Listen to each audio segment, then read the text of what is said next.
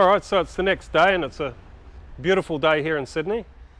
And we've got the Mach 1 Mustang here sitting on the ground, and I have to say it's great to get this thing back, hey.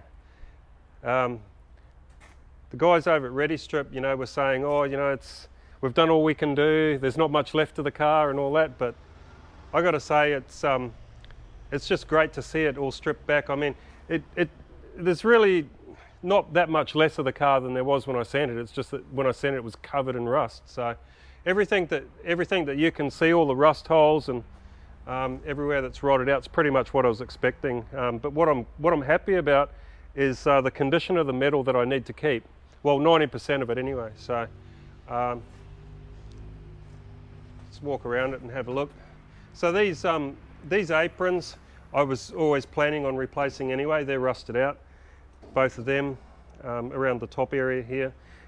This plenum, the top plenum at least, and the bottom plenum area, I've already got them, new ones, from Dynacorn. What I haven't got is these areas here that join the apron to the plenum. They're rusted through, so that'll be a matter of whether or not they're in stock here in Sydney, or whether I have to order them.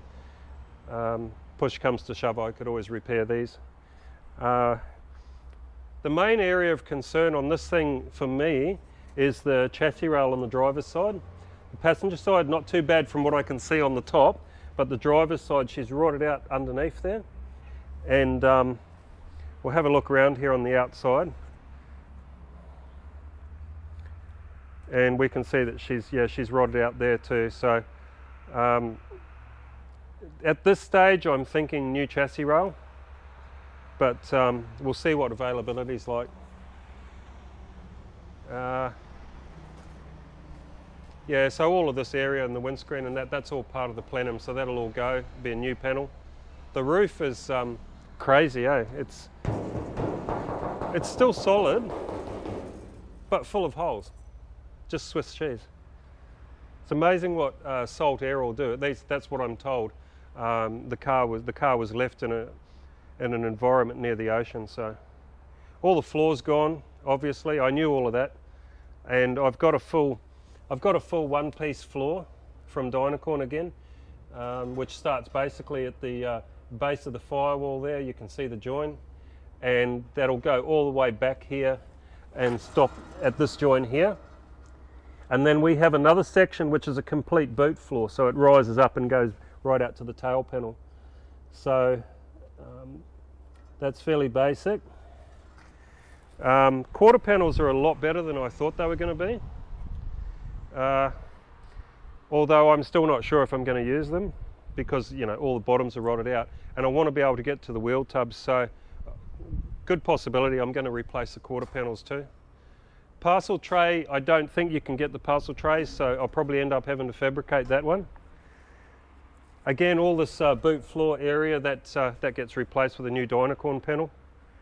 And then the tail panel, I've got that also from Dynacorn.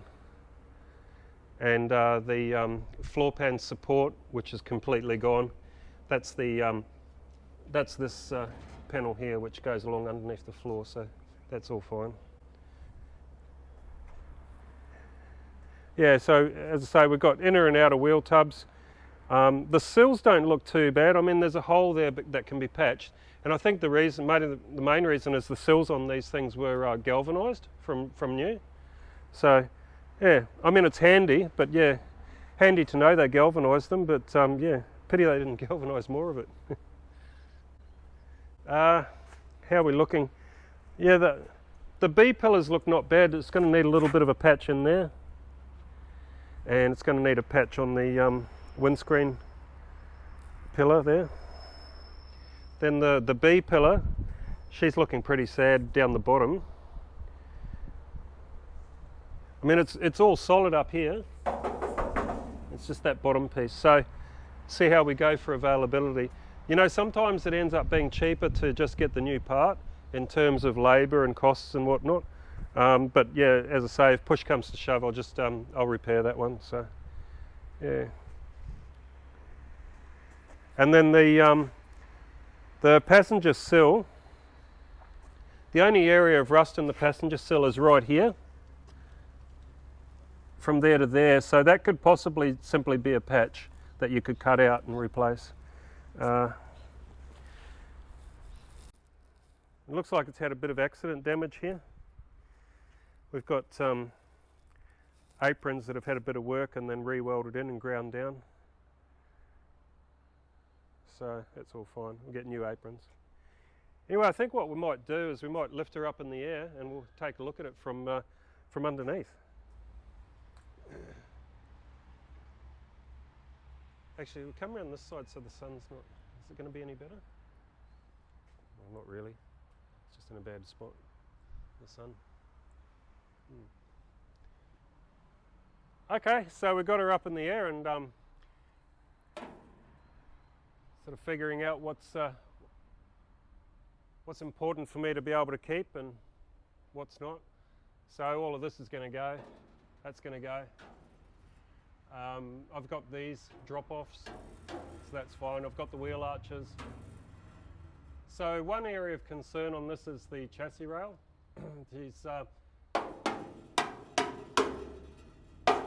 She's solid all the way through to about here. So yeah, from about here onwards, going to need replacing. You can actually buy the full chassis rail with torque box and everything. But again, it comes down to availability. Some of these things are getting a little bit hard to get at the moment, you know, with supply problems and whatnot with COVID. So at the moment, I don't think there's any of these in Australia. I think we'd have to bring them in from the States.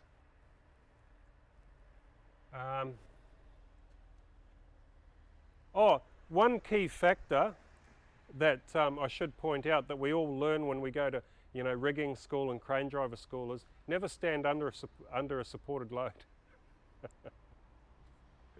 Anyway, so don't do this at home, kids. What else we got? All right, well that's all floor.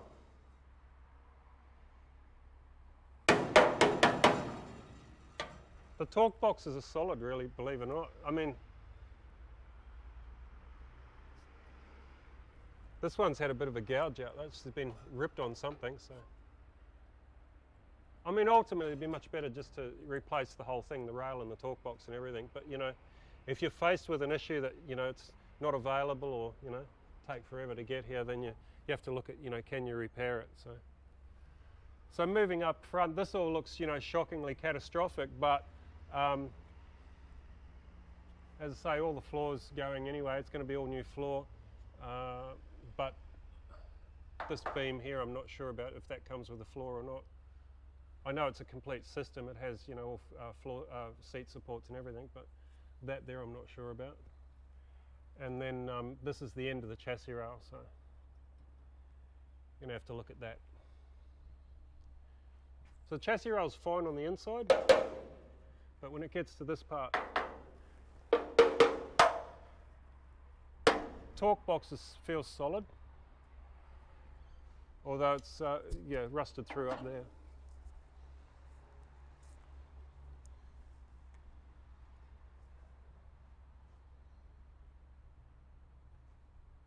Yep. Well, all in all, she's a complete mess and a dead loss, and she's irreparable. So I think we'll build her. Yeah. Call me crazy, but you know, might as well have a go, eh? Main thing is that you're not throwing good money after bad, as in, you know, over investing in a project. And because this one cost me next to nothing, I sort of feel that I can justify being able to afford, you know, all these new panels and having it dipped and everything. So at the end of the day, when I'm finished, I'll have a shell which is, you know, almost as good as a brand new Mustang shell. So that's what we're aiming for. So I think on this side here, the more I look at it, the more I'm thinking, geez, it'd be so much better to have a whole new chassis rail. But I'm not going to say that's a definite, because, you know, if push comes to shove, you can repair that. But it all comes down to, you know, when it's new parts, if it's available and all that. So yeah, All right. Well, we'll go and take it inside, and we'll put her on the chassis table and get her ready. I'm not going to start working on this straight away. I want to wait until all the parts arrive from the States. So at the moment, I've got an order in for a roof skin, and I think the 2 front aprons. So we'll get it sat down inside on the chassis table, and we'll probably just put a cover over it until we get around to it. So.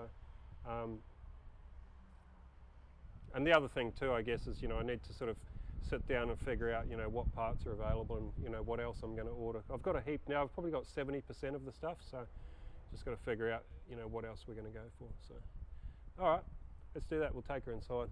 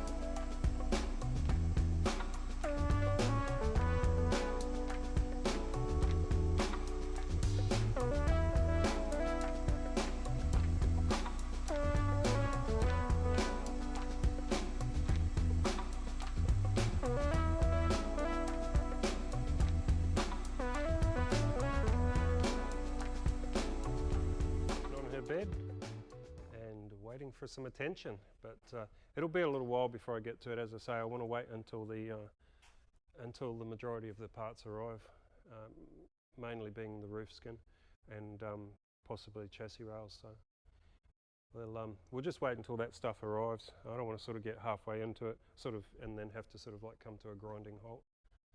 And anyway, I've still got plenty to do on the coupe. As for the 4-door, I just want to get that in epoxy and get the majority of in epoxy, and I'll probably finish up. I've got this wheel arch which needs to be welded in complete. I've just pretty much got it tacked in around the seam. All the sill is done. I've just got to fix that bottom of the B-pillar. Yeah, so yeah, main thing is just to get the majority of it into epoxy, so I don't have all those issues all over again. I mean, they've sprayed it with a protective coating, which, it should sort of stay rust-free for a fair amount of time if it's kept in a dry environment, but still all the same. Yeah, so, well, quite a collection now I've got myself into. A bit of work, I should say, I've got myself into, but it's all good. Got to have something to keep yourself amused, right? When I bought the Mustang, it came with these books and a bit of history. Here we've got letters and emails between the original owners. I think it's had like 3 owners. Original one being in Canada, next one in the US, and then the third one in Australia, who, from what I'm told, the guy in Australia, that's how it looked when the guy bought it into Australia.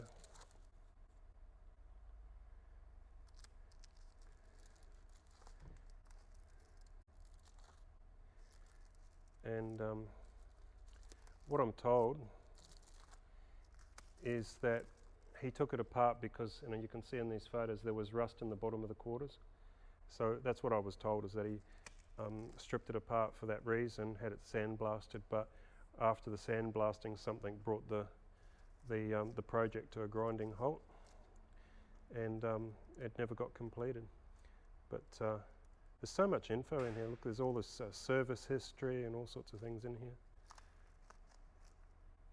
I mean, if it was going to be a concours restoration, then all of this stuff would be invaluable, but that's not what I want to do.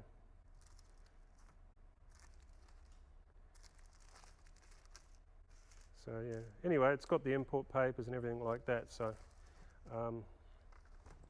what I want to do is I want to do a resto mod. I just want to do my own thing. I don't want to be bound by the laws of OEM.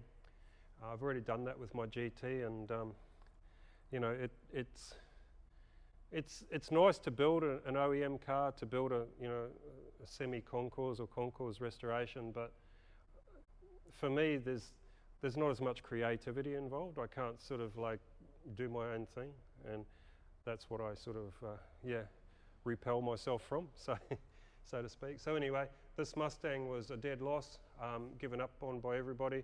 So now I'm going to build it back up and do my own thing with it. So hopefully it all turns out good. I'm sure it will. So. All right, guys, that's a wrap for this video. I hope you enjoyed that walk around of the Mach 1. I myself am really looking forward to that build. So stick around. There's lots to come on this channel. So if you haven't already, please subscribe, hit a like and a share, and we'll catch you in the next one.